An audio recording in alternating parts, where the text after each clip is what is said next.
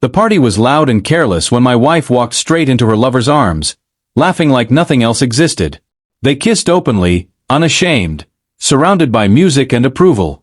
Conversations paused just long enough for people to notice me standing there, drink untouched, expression unreadable. Romance once lived quietly between us, protected by privacy and trust. Tonight, she offered it to the room like a performance. I didn't rush forward. I didn't react. I felt something settle inside me, calm and final. I stepped closer slowly, shoes soft against the floor, eyes fixed on her face. She was smiling, careless, convinced this moment belonged to her. I spoke one sentence, evenly, without heat or volume. Laughter collapsed instantly. Glasses froze midair. Sound drained from the room like oxygen. Every face turned toward us as the party stopped cold, and something irreversible began breathing in the silence. For a second, no one moved. Music kept playing softly, wrong and distant, until someone shut it off.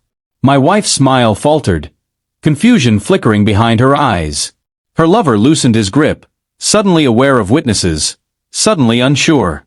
Whispers died before forming. Romance doesn't die loudly.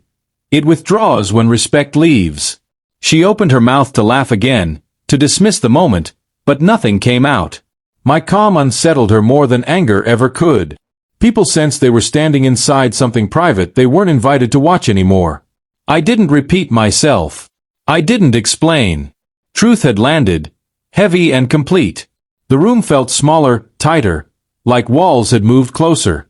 She searched my face for forgiveness, familiarity, anything recognizable. I gave her none. The silence pressed harder with every breath, forcing understanding into places denial had lived comfortably minutes earlier. I turned and walked away without looking back. No applause followed, no murmurs, only stunned stillness. Behind me, the party tried to restart, but it couldn't. Something essential had been removed. Outside, night air felt clean, sharp, honest. I didn't feel rage. I felt release. I drove home slowly, letting thoughts settle without fighting them. At the house, I packed deliberately, folding clothes, choosing only what mattered. Chaos would have meant uncertainty. Order meant decision. I left my ring on the table and locked the door behind me. No note. No explanation. Words had already been spoken where they mattered most. My phone vibrated constantly. I ignored it. Silence was no longer avoidance. It was alignment. Somewhere behind me, she was realizing applause fades fast when it's built on betrayal. I wasn't leaving to punish her. I was leaving because something sacred had been broken publicly, and I refused to carry it further. She came home to emptiness and understood immediately. The absence was deliberate, not emotional. Closets lighter. Drawers untouched. Silence everywhere. She replayed the moment again and again, trying to undo it, trying to reframe it as harmless. Messages followed, then calls, then promises. None were answered. Romance doesn't return when summoned by panic. Friends asked questions she couldn't answer honestly. Her lover vanished, unwilling to stand inside consequences. Attention evaporated. What remained was memory and regret. She began to realize the humiliation wasn't at the party. It was after. It was waking up alone, knowing laughter had cost her trust. People remembered my stillness more than her kiss.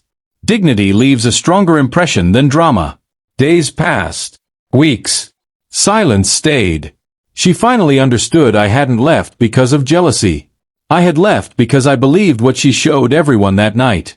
And belief, once settled, doesn't argue itself back into doubt. Months later, she asked to meet. I agreed. She looked smaller, quieter, stripped of the confidence she once wore proudly. She apologized carefully, voice trembling, saying she never thought I would actually leave. That sentence hurt most. She mistook patience for weakness, loyalty for tolerance. I listened without interruption. Romance cannot be rebuilt on regret alone. I told her I didn't hate her. Hate still clings. I felt clarity. Papers followed soon after, simple and final. Signing them broke her composure completely. Ending the marriage didn't feel dramatic. It felt necessary. Some relationships don't end because love disappears. They end because respect does. I stood, wished her well and walked away. No final speech. No closure scene. Silence had already done its work. She stayed seated, understanding too late that the quiet sentence spoken at the party hadn't destroyed everything. My response afterward had. Walking away calmly cost her more than anger ever could. Life without her rebuilt itself slowly. Mornings arrived without tension. Sleep came without replaying images. Romance returned carefully, rooted in mutual care rather than attention. I learned strength doesn't announce itself. It moves. Meanwhile, she unraveled privately, trapped in a moment she couldn't rewrite. People stopped mentioning the party, but they remembered the silence. They remembered the way the room froze. I never defended myself. Truth doesn't need witnesses campaigning for it. It stands on behavior. Sometimes power isn't staying to explain. It's leaving before self-respect erodes. That night became a lesson others whispered about, not because of betrayal, but because of restraint.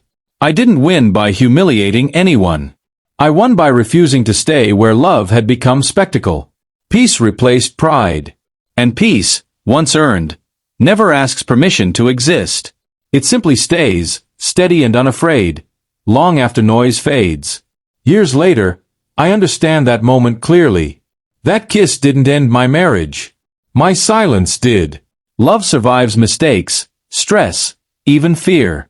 It does not survive public disrespect delivered without shame. I didn't shout.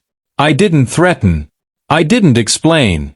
I spoke once, then walked away, and time finished the conversation. The party stopped because truth entered without warning. Power doesn't always arrive loudly. Sometimes it exits quietly, leaving everyone frozen. She begged later, broken, humiliated, finally aware of the cost. But some realizations arrive too late to matter. The most devastating response to betrayal isn't revenge. It's dignity enforced immediately. That night didn't mark my loss. It marked my clarity. I walked out carrying myself intact. She stayed behind with laughter that turned into memory, then regret. And regret is cruel because it understands everything perfectly, only after there's nothing left to save.